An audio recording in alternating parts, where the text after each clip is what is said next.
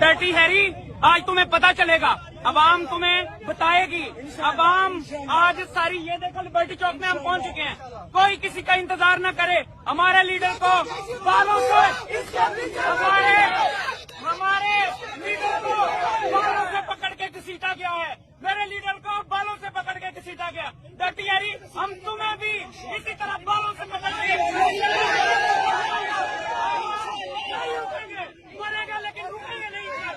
सारी लीडरशिप अभी यहाँ पर पहुंचे।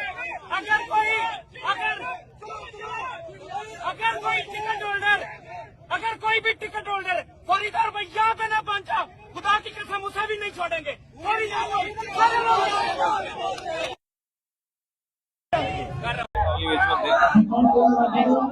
इस वक्त आप देख सकते हैं कि इबाद मरूद साहब जो हैं वो अपने बच्चे का दीदार करने लगे हैं, उसका चेहरा देखने लगे हैं।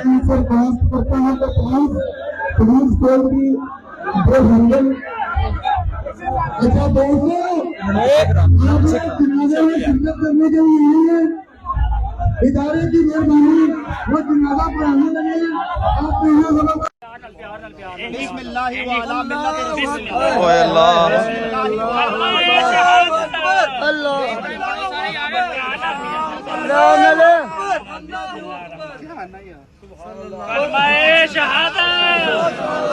सिर तो सही तरह गिराओ जरा।